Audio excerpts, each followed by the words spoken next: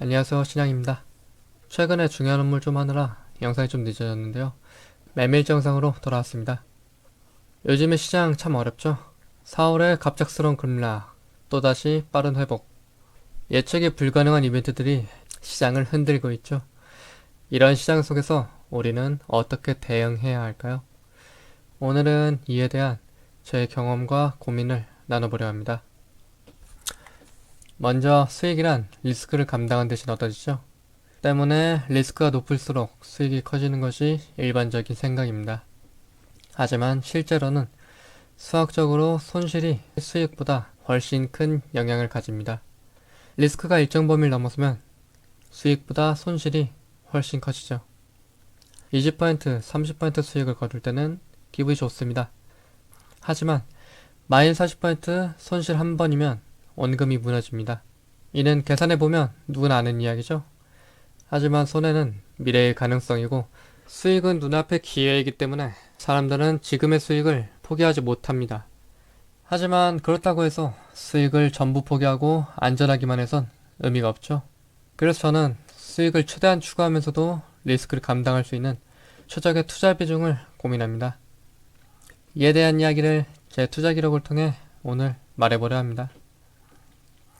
먼저 코스피를 되돌아보죠. 제가 자동매매를 진행한 기간 동안 코스피에는 3번의 폭락장이 있었습니다.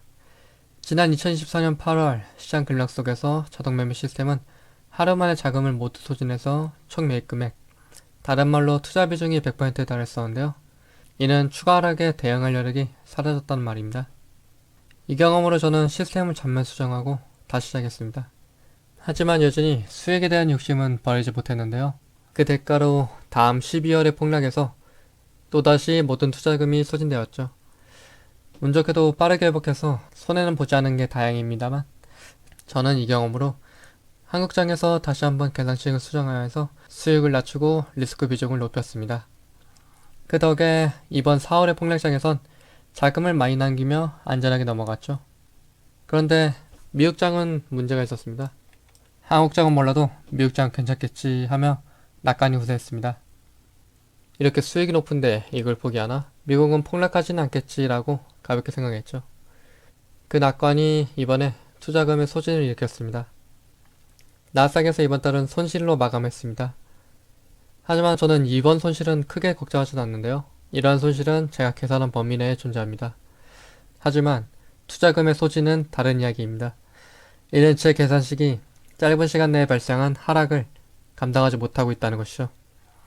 이는 계산된 범위 밖에 큰 손해를 일으킬 가능성이며 때문에 저는 이를 가장 위험하게 생각합니다. 그리고 이는 욕심이 불어일으킨 문제였죠. 저는 지금도 투자금의 2배 이상을 현금으로 보유하고 있습니다. 지금 당장 들어가면 수익이 날 수도 있겠지만 저는 다음 하락을 피하는 것이 더 높은 수익으로 이루어질 것이라 믿습니다. 워렌 버핏도 높은 현금 비중을 유지하고 달러의 위험성까지 경고하고 있죠. 많은 사람들이 조급함 속에 투자 결정을 내립니다. 하지만 장기적으로 보면 진입 시점의 차이만으로도 수익률은 크게 갈리죠. 2000년 나스닥 고점에 들어간 사람은 지금 4배의 수익을 냈습니다. 하지만 단 1년을 기다려 저점에 들어간 사람은 18배의 수익을 얻었죠. 투자에 있어 1년의 기다림은 결코 손해가 아닙니다. 제가 경험을 통해 배운 것은 단기 수익을 높이는 방법이 아닙니다. 그것보다는 장기적으로 살아남는 투자 전략이죠. 시장의 하락은 언제나 올 겁니다. 중요한 건 그 하락장을 어떻게 대응했는가죠. 하락을 피하는 것만으로도 주식 투자는 승리할 수 있습니다. 워렌 버핏이 말한 손해를 보지 말라는 조언이 어쩌면 이런 맥락이라고 생각합니다. 지금 여러분의 전략은 어떤가요? 손해를 계산한 구조인가요? 어쩌면 낙관과 기대 위에 서 있을지도 모릅니다. 그럼 여기까지 신양이었습니다.